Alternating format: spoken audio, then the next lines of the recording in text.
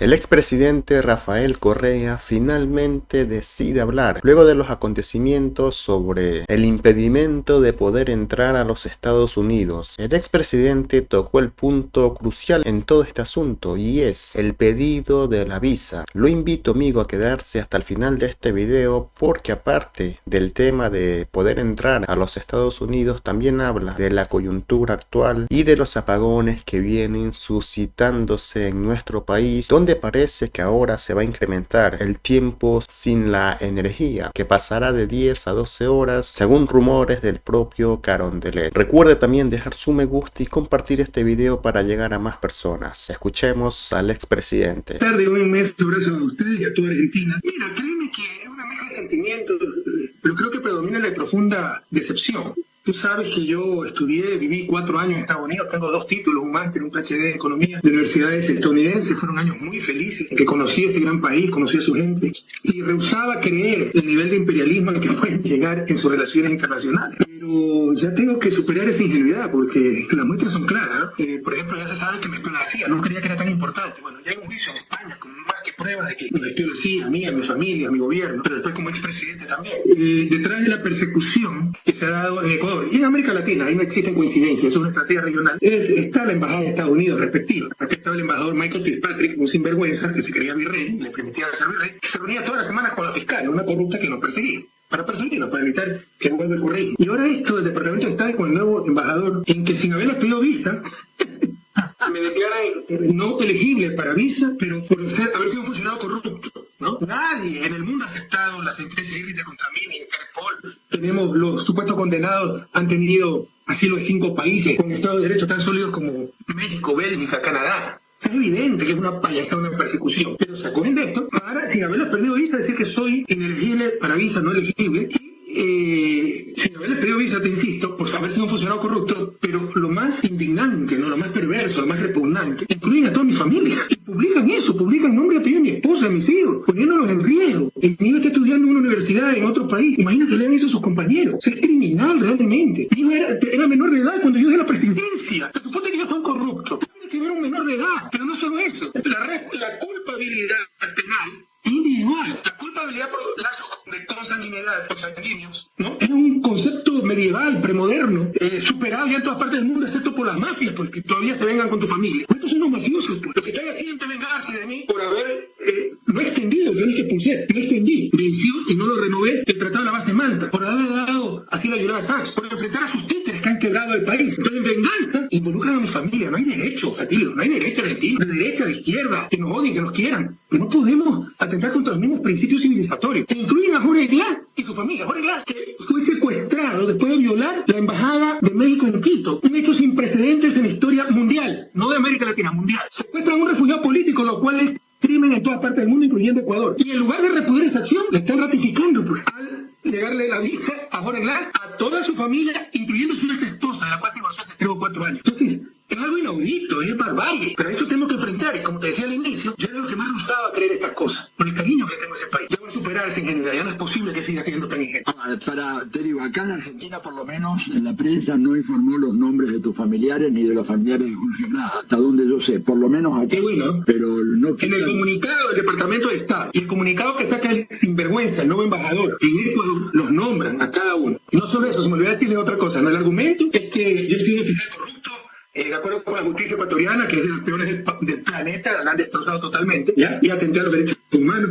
Bueno, ellos tienen en su país, y enseñando hasta hace poco en Harvard, al expresidente Yamil Maguad, que es el que está viviendo por corrupto, y tiene una sentencia de 8 años, y quebró el país, y no terminó su mandato. Incluso hay una, pero ya vulgar, doble moral, obscena, doble moral. Y esto que se creen los líderes de la libertad, de los derechos humanos, toda una gran hipocresía. Tremenda, tremenda. Bueno, ahora, ¿puede ser esto una venganza por tu protección que le diste a Julian Assange? Bueno, mira, ya es difícil creer en coincidencias, ¿no? Primero, si hubiera sido solo contra mí, lo hubiese tomado como una condecoración imperial, porque significa que no hemos vendido nuestra alma, no hemos vendido nuestra integridad, estamos solo por nuestros pueblos. Lastimosamente cometen la canallada de meterse con la familia, eso es lo que indigna y decepciona además profundamente. No es posible jugar decentemente con esta gente, nunca respeten las reglas de juego, ni las oligarquías nacionales ni estos imperios, ¿no? Se creen con derecho a todo. Y es una coincidencia, difícil creer en las coincidencias, que la semana pasada el Consejo de Europa declara a Julian Assange como perseguido político estuve presente en esa sesión, me dio un abrazo con Julián, por si lo conozco, y ahora salga esto. Tampoco es coincidencia, estamos en vísperas de las elecciones del 2025 y que su muñeco de cartón, el presidente Daniel Noboa, estadounidense de nacimiento, tiene nacionalidad estadounidense, es decir, un presidente gringo, se está desplomando en las encuestas por inepto y corrupto. No es coincidencia. Pero te voy a contar una anécdota. Cuando yo retiro la base de Manta militar, era un convenio de 1999-2009, creo que marzo 2009, y yo anuncié con bastante anticipación que yo iba a renovar el convenio porque creía que tentaba contra la soberanía de los países, y dije, si no es así, entonces permítanos poner una base ecuatoriana en Miami, si no atenta contra la soberanía, no va a tener ningún problema. Y además habíamos aprobado ya una nueva constitución, estaba hecha por lo menos, que prohibía las bases extranjeras de suelo patrio, ¿no? Cuando una vez conversando con Chávez, vimos esas imágenes de los gringos cabizbajos, soldados gringos cabizbajos, subiéndose a un avión de combate de estos Hércules, ¿no? Con una plataforma bajada, ahí mostrando derrota, él me lo dijo, esto los gringos nunca te lo van a perdonar, los gringos nunca te lo van a perdonar. ¿Y cuánta razón tenemos, Chávez? Compañeros, compañeras, ¿quieren preguntar algún detalle? Ustedes. ¿Qué tal, Rafael? ¿Cómo estás? Marcelo Rodríguez te saluda. ¿Cómo está, Marcelo? Creo que uno de los puntos importantes es el que vos marcaste. Estas medidas juegan también como una muy fuerte injerencia en el proceso electoral que se está viviendo en el Ecuador. Entonces, te quería pedir si nos podías contar un poco también para nuestra audiencia cómo estás viendo la situación en Ecuador y cómo se empieza a desarrollar este proceso. Depende, la situación de Ecuador es crítica, desastre. Mire, yo trato de ser objetivo, por supuesto soy una persona de izquierda, tengo mis gustos, preferencias, ideología, y nadie puede negar aquello. La honestidad no es no tener ideología, no es tener ideas preconcebidas. Pese a esa ideología, pese a esas ideas, tratar de ser lo más objetivo posible, eso he intentado toda mi vida. Esa es la honestidad intelectual, y la honestidad es diferentes dimensiones, ¿no?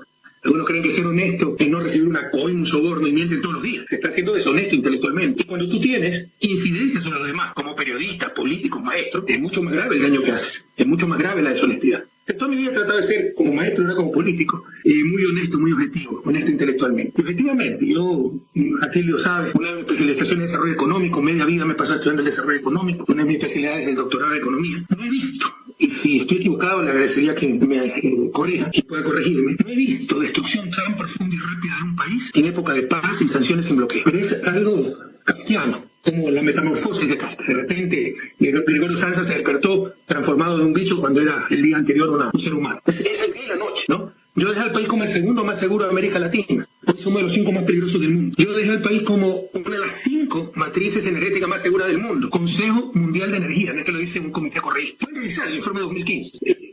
De las 5 matrices más seguras del mundo, superamos a todos los países de América Latina, a la inmensa mayoría de los países europeos. Creo que primero estaba Canadá, luego por ahí Dinamarca, luego Estados Unidos, Reino Unido, y venía Ecuador. Superamos a toda Asia. Hoy tenemos corte de luz de 10, 12 horas diarias y tenemos que importar energía cuando yo dejé al país importando energía. El ingreso per cápita está a nivel del año 2011.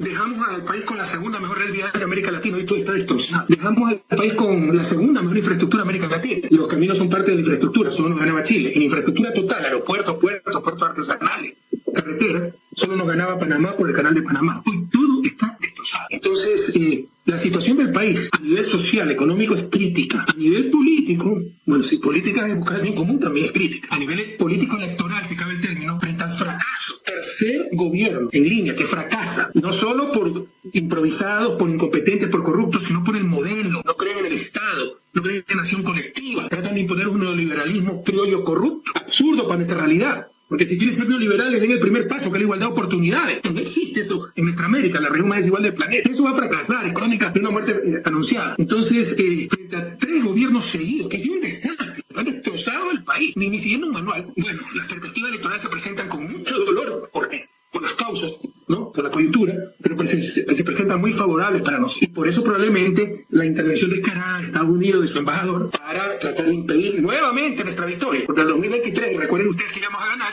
y asesinaron a un candidato opositor para culparnos, ¿no? Y así nos hicieron perder las elecciones. Tremendo. Paula o Federico, ¿querían hacer un comentario? ¿Qué tal, Rafael? Bueno, primero, otra vez gracias por estar nuevamente con nosotros y nosotros en Diálogo Internacional y toda nuestra solidaridad contra la persecución política que te siguen haciendo y que, bueno, como vos bien claro tenés, no te lo van a perdonar. Un poco nos recuerda acá inevitablemente en Argentina a Perón, ¿no? Si de algo te consuela, 18 años proscripto, el gran líder de bueno, me da mucha esperanza, solo 18 años, llevo 8 ya. ¿No? Faltan 10 más. No, esperemos que no, que se resuelva antes, que gane Luisa. y que todo se pueda volver a encauzar en el Ecuador tan querido. Mira, no es solo que gane Luisa, pero esta es una precisión, porque eso está en la agenda de América Latina si queremos una región, un mundo mejor. Y debería resolverse a nivel internacional. Cuando fracasan los sistemas jurídicos nacionales, hay la instancia internacional. Pero demoran décadas. La justicia que demora no es justicia, y el costo es inmenso. Entonces, cuando ganemos esto, porque lo vamos a ganar, ya el daño está hecho, ya el daño es irreversible. Entonces, no es solo que buscar ganar las elecciones, porque todo es político, lo tenemos claro, sino que haber instancias internacionales, sistema interamericano, sistema de Naciones Unidas, mucho más ágiles, mucho más eficientes para administrar la justicia que no podemos encontrar en nuestros propios países. Sí, seguro que también es todo un desafío, ¿no? Porque el sistema internacional tiene distintas varas para los casos que no les conviene, así que es todo, tantos desafíos que tenemos por delante. Pero bueno, preguntarte un poquito más también, por supuesto que estamos muy pendientes, como decía Marcelo, de las elecciones en febrero, faltan poquitos meses, espero que empiece a cambiar el panorama. Pero también preguntarte, vos mencionaste lo de la base de Manta, que obviamente es lo que, como decía Chávez, lo que no te perdonan es imperdonable. Y ahora tenemos un Ecuador que prácticamente se ha convertido ya no en una base, sino prácticamente en toda una plataforma de militar estadounidense. ¿Qué perspectivas, cómo ves, qué análisis tenés en función de cómo han convertido al Ecuador en esta gran plataforma estadounidense, un poco tratando de reemplazar lo que Colombia empieza a dejar de ser? No sé, ¿qué análisis tenés? La canallada que acaban de hacer en publicar que no soy elegible por una visa que no he pedido, publicar a todos los miembros de mi familia, lo mismo que borrarla, es un mensaje para decir, ¿no? Que están dispuestos a todo para impedir que volvamos nosotros al poder. Debemos verlo claro, debemos leer claramente la situación. ¿Y por qué? Probablemente por lo que tú dices. Ya en Colombia está Petro, está perdiendo influencia de Estados Unidos en Colombia, entonces tienen que buscar otra cabeza de playa, que ya la habían iniciado en Ecuador. Ecuador está totalmente entregado a los gringos, sus embajadores parecen virreyes, van a las reuniones de gabinete, patean al perro en el Palacio Presidencial, ¿no? Con nosotros, pues, otra anécdota si quieren, Atilio, por eso es que no me quieren mucho. Yo estaba a recibir a los embajadores, ¿no? Algunas de estas son más simpáticas y generan más lecciones que la estadística, los análisis, se suda. Pero créeme que tal vez no, era un defecto mío, un error. Pero estaba esas ceremonias de presentación de credenciales y los discursos de los embajadores y todo. Entonces, yo siempre cuando me iba de viaje le dejaba esa misión al vicepresidente, ¿no? Y conocía a los embajadores. Tengo una vez una reunión de Carondelet, como a los 2 años, viene un embajador y me saluda: presidente, soy el embajador de Estados Unidos. A los 2 años que estaba en el país, yo no conocía al embajador de Estados Unidos. Entonces, ¿cómo lo voy a odiar? Pues que antes eran los virreyes en estos países.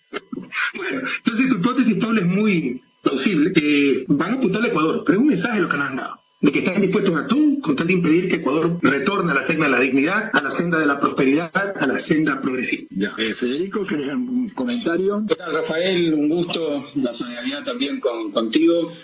Preguntarte, ya yendo a una perspectiva un poco más regional, ¿cómo estás viendo la evolución política de la situación en la región, la presencia norteamericana con lo que vemos en Ecuador, pero también en varios países más, en un año que también es definitorio en varias de las elecciones que se han dado, tomando el caso de México, la misma situación de Venezuela? ¿Cómo ves la situación de la región en esta perspectiva neocolonial de Estados Unidos? Todo depende del punto de referencia, Federico. Si lo comparas con los 90, estamos recontra bien, aunque sea de los progresistas. En los 90 hubo 3 elecciones presidenciales en mi país. El sistema es de doble vuelta, de primera vuelta, segunda vuelta. En las 3 hubo segunda vuelta. Y en las 3 segunda vuelta era derecha contra derecha. No existía la izquierda, ¿no? Ahora tienen que proscribirme a mí, condenarme, hacer trampa, etcétera, para evitar que le ganemos todas las elecciones. Entonces, depende del punto de referencia. Con respecto a inicios de siglo, la época de oro, del progresismo y de América Latina, porque por más que la mezquindad y la mediocridad quieren tapar el sol con un dedo, no lo van a lograr. Del 2002 al 2014, tal vez fue la mejor época, los mejores 2 años de toda la historia de América Latina. Recuerden que fue la crisis de las hipotecas, de los créditos subprime a nivel mundial. Cuando el mundo decrecía, cuando la pobreza aumentaba, la desigualdad aumentaba, en América Latina la pobreza disminuía, la región crecía, la desigualdad disminuía, se recuperaba la confianza en la democracia, dábamos lecciones al mundo. América Latina era la referencia. Si comparamos con esa fecha, pues creo que estamos menos bien o peor. Sin embargo, no todo es negativo. América Latina está en disputa. En 2014 lo dijimos en su momento, lo sentimos, lo vivimos.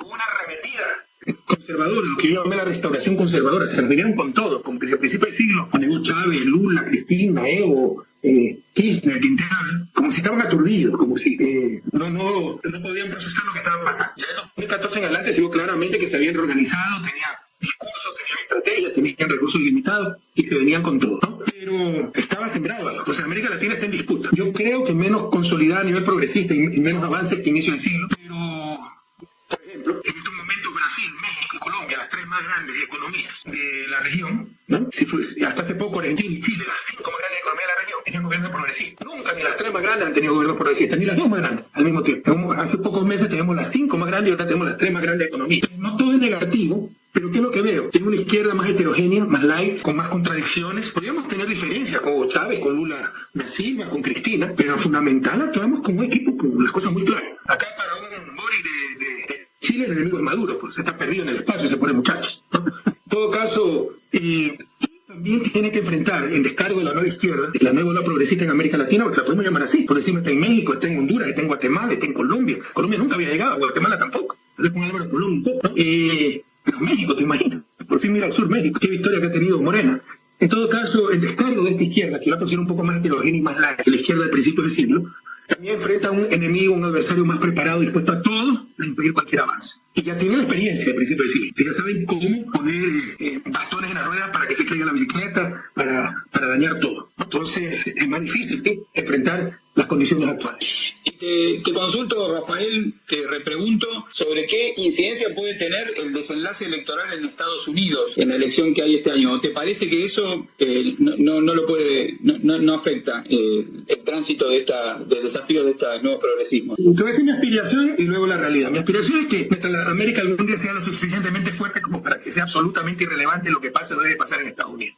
Igual relevancia tenga lo que pasa en Estados Unidos que lo que en estos momentos en Estados Unidos, la relevancia que tenga, por ejemplo, quien es presidente de Ecuador. Entonces, el mensaje que le quiero mandar es que si nos integráramos, si actuáramos como bloque, la influencia de Estados Unidos sería mucho menor y no tendríamos que estar en esta discusión. Esta es la aspiración. La realidad, también en la realidad, o sea, yo creo que es determinante la influencia de Estados Unidos en América Latina. Hace un momento, en las perspectivas que me preguntaban, también faltó analizar la parte geopolítica. Creo que América Latina se está convirtiendo en un campo de batalla de la nueva Guerra Fría, de la nueva guerra geopolítica entre Estados Unidos y China, no por China, por Estados Unidos, que no quiere que tenga influencia en América Latina, cuando es el mayor productor de tecnología, el mayor financista del mundo, no quieren negar oportunidades, sus intereses.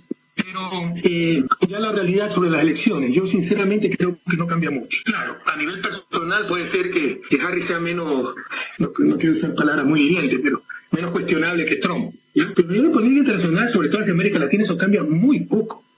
Y seguirá siendo la misma política torpe, porque además es torpe la política. Como le decía hace un momento, yo no era un líder radical, yo vivía en Estados Unidos 4 años, estaba muy agradecido con ese país, ¿no? Admiraba mucho a Bill Clinton, a Hillary Clinton, porque estuve bajo la presidencia de Clinton viviendo en Estados Unidos, pero ya me he radicalizado, porque he visto la realidad, o sea, he visto que no tiene límite ni escrúpulos, he visto su doble moral, he visto cómo no respetan derechos humanos, no respetan la verdad, que está sagrada para ellos al interés de su país, la respetan totalmente a nivel mundial en función de sus intereses. Entonces, yo creo que a nivel de política exterior, sobre todo hacia América Latina, eso no va a cambiar mucho, porque es prácticamente independiente de los gobiernos de turno. Hay matices, ¿no?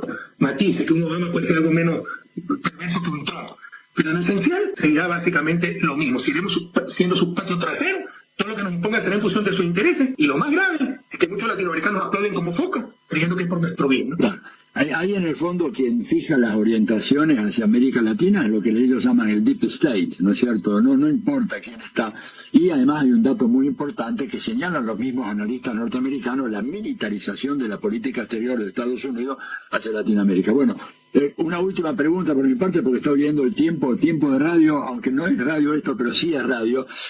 Nos preocupa mucho la situación en Europa. Estás tú en un continente viviendo en donde parecen florecer de vuelta los monstruos del fascismo o de una extrema derecha muy radical. Hemos visto en Alemania, ¿verdad?, algunas escenas muy preocupantes. ¿Cómo ves esa situación de el florecimiento de una derecha extrema? No igual y con la misma intensidad, pero sí se ve en varios países de Europa. Me voy a contar algo sobre el tema anterior, que es el tiempo de la radio. Bueno, adelante. Estados Unidos lo manejan no las personas, sino el gran capital. Todo está en función del gran capital, el imperio del capital. Tú eres un candidato antisistema, totalmente desapercibido. O sea, no luchas contra tus contendores, luchas contra el gran capital. Eso lo maneja todo. Y además, los servicios de inteligencia tienen vida autónoma, y eso no son en Estados Unidos a todos lados. O sea, tú difícilmente como presidente te enteras que están haciendo servicios de inteligencia, ¿no? Es muy difícil controlar. La CIA y todo eso es tu agenda propia, independientemente de quién sea el presidente. No, por supuesto, va a cumplir ciertas órdenes, pero además tienen ya sus prácticas que no las van a cambiar con el nuevo gobierno. En todo caso, sobre Europa, sí, estoy preocupado porque si hay una guerra atómica de Europa, yo vivo a 25 kilómetros de la sede de la OTAN, de la parte lineal de la OTAN. Se equivoca 25 kilómetros del misil y me cae en mi casa. En todo caso, ando preocupadísimo. Ya más seriamente, sobre la extrema derecha, bueno, en América Latina también tenemos un resurgir de la extrema derecha. Por ejemplo, el desencanto con la democracia, esos son otros peligros, ¿no? Por ejemplo, el terror que le tienen a la migración. Y eso es caldo de cultivo para el populismo de derecha, para exacerbar odios, etc. Y también se ha perdido algo de fe en la democracia. Y cuidado, ¿no? La memoria es frágil, pero acuérdate por qué surgieron los regímenes fascistas de Mussolini y Hitler, por el desencanto con la democracia. Después de la Gran Depresión, se tenía la percepción de que la democracia había fracasado y que los regímenes fascistas, duros, dictatoriales, eran la solución. Temo que hay una tendencia en ese sentido en Europa, por los peligros que afronta, por ejemplo, la migración, pero también por una desmedida ambición, porque como que si estamos volviendo a ser esclavos de los más grandes vicios humanos, la codicia, el egoísmo, etc. Entonces se sienten amenazados en su bienestar y hay que aplastar el resto para que nadie ponga en riesgo mis condiciones de vida, ¿no? Bien. ¿Tienes previsto algún viaje por América Latina y más concretamente por Argentina, por esta parte? Te digo, bueno, Argentina no puedo ir, porque voy a Argentina, mi ley me parece que manda al Ecuador. No, te recibiríamos muy bien. Pero bueno, Uruguay, porque en Uruguay parece ser que Yamandú Ortiz... Lo mismo pues, con la calle. Todas las instancias internacionales, ustedes saben que a mí me condenaron por influjo psíquico en plena pandemia, sí. un día antes de que me inscribiera como candidato. El asunto es descarado. Es una sentencia que una vez me he reído, o sea, no existe precedente en historia mundial. Interpol ha rechazado 13 pedidos de alerta roja para todos los involucrados, pero con... Y te acuerdas, policía, pero ha dicho esto es persecución política, es tan descarado. 5 países han dado asilo, entre ellos Bélgica, que me dio asilo a mí, Canadá, México. No pueden decir que son correctos, o sea, son de las me reí. Lastimosamente, todo está tomado en Ecuador y tenemos que esperar las instancias internacionales. Yo he presentado mi caso ante el Sistema de Naciones Unidas, pero esto demora muchísimo. Y justicia que demora no es justicia. Pero en principio puedo ir a todos lados, pero si hay un gobierno malvado, puede hacerme pasar un mal momento o hacer un grave daño. Entonces, tengo que tener cuidado donde viajo, ¿no? Bueno, no sé, compañeros, si quieren una última... A México seguramente tendré que ir pronto, ¿no? Pero todavía no tengo una fecha definitiva. Bien. Y me da una pena no poder viajar a Argentina, porque Buenos Aires es una maravilla. Argentina es una maravilla. Pero Buenos Aires es una capital extraordinaria. Te cuento que acá las cosas no están mucho mejor que en Ecuador. Yo sé que está sufriendo mucho el pueblo argentino, sí. Pero la belleza de Buenos Aires sigue ahí. Bueno. La capital más latinoamericana de Europa, dicen, ¿no? No. Bueno, compañeras, compañeros, digo, los despedimos a Rafael y le damos toda nuestra solidaridad, un gran abrazo. Lo que necesita es que nosotros divulguemos desde la radio de la Universidad de Avellaneda, de la Radio Madre, cuentas con ello de manera absoluta y total. Así que no más, darte un gran abrazo, expresarte eso y esperamos seguir contándote como uno de nuestros referentes e interlocutores que nos iluminan la visión sobre América Latina y el imperialismo cada vez más agresivo, ¿verdad?, que estamos sufriendo. Más agresivo, más descarado. Gracias a ustedes, Atilio, gracias a ustedes. Y esto no es nada en comparación a lo que enfrentaron las madres de la Plaza de Mayo. Ellas nos inspiran, son nuestros referentes en la lucha, así que un gran abrazo a las pocas madres que sobreviven. Su ejemplo nos inspira. Lo que, como te decía al inicio, lo que se indigna es que se metan con la familia, ¿no? Se metan con uno, porque estos canallas se metan con la familia ya es demasiado. Pero si la lucha no nos quebrarán. Hasta la victoria siempre. Diálogo Internacional con Atilio Borón. Desde su punto de vista, usted como ecuatoriano, ¿cree que todo esto es una persecución o piensa todo lo contrario? Nos vemos en un siguiente video.